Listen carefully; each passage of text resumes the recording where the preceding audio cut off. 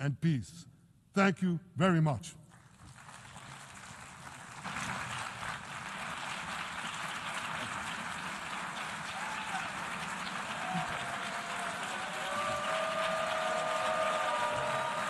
On behalf of the Assembly, I wish to thank the Prime Minister of the State of Israel,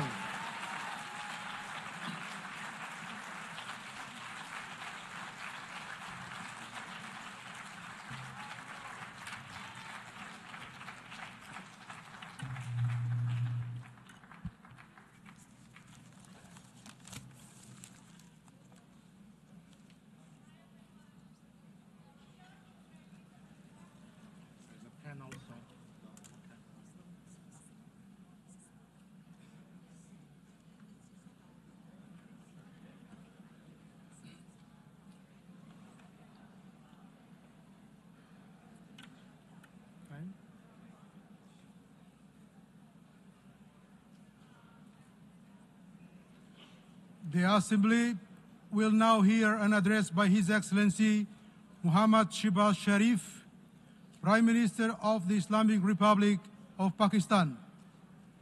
I request protocol to escort His Excellency and invite him to address the Assembly.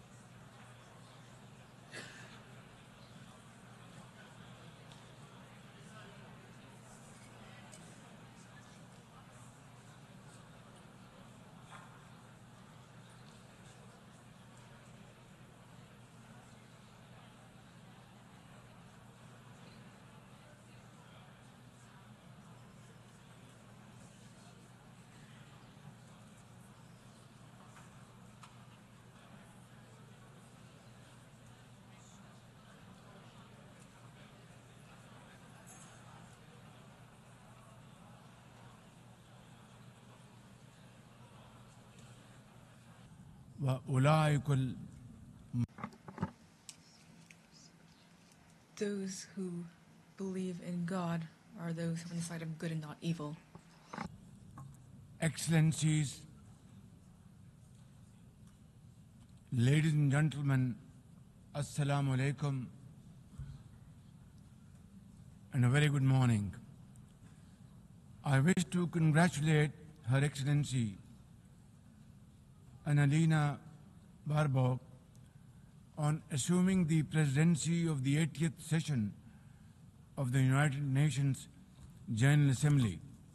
I also commend Secretary General Antonio Guterres for his bold leadership of the United Nations in testing times. Ladies and gentlemen, our world is more complex today than ever before. Conflicts are intensifying, international law is being brazenly violated, humanitarian crises are multiplying, terrorism remains a potent threat, disinformation and fake news undermine trust, climate change threatens our very survival, and more so countries like Pakistan. Today, multilateralism is no more an option. It is need of the hour. Excellencies, Pakistan's foreign policy, guided by the vision of Quaid-e-Azam Muhammad Ali Jinnah, is based on peace, mutual respect, and cooperation. We believe in the peaceful settlement of disputes through dialogue and diplomacy. Last year, from this very podium, I had warned that Pakistan would act most decisively against any external aggression.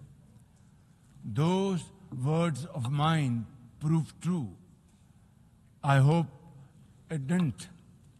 But then that is destiny. When in May this year, my country confronted unprovoked aggression from our eastern front, the enemy came shrouded in arrogance. We sent them back in humiliation, delivering our bloody nose. Excellencies, India sought to extract political gains from a human tragedy by spurning my sincere offer of an independent international investigation into the Pahalgam incident. Instead, it attacked our cities and targeted our innocent civilians. When our territorial integrity and national security were violated, our response was in accordance with the right of self-defense under Article 51 of United Nations Charter. Our valiant armed forces, under the stellar leadership of Field Marshal Syed Asim Munir, mounted an operation of stunning professionalism, bravery, and acumen, repulsing the enemy's attack under Air Chief Marshal Zahir Babar Sidhu. Our falcons took flight and etched their answer across the skies, resulting in 7 of the Indian jets turned to scrap and dust. A decisive response.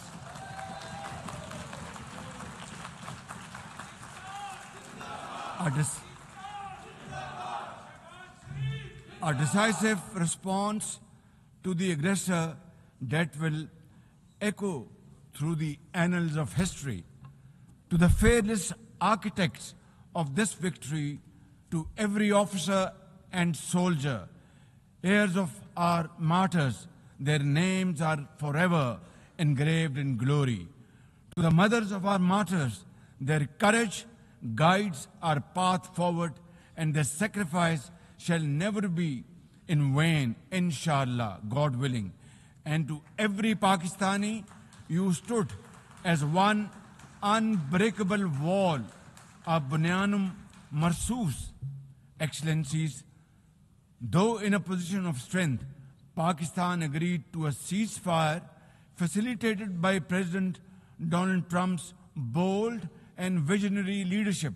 We express our deep appreciation to him and his team for their active role in bringing about the ceasefire. President Trump's efforts for peace helped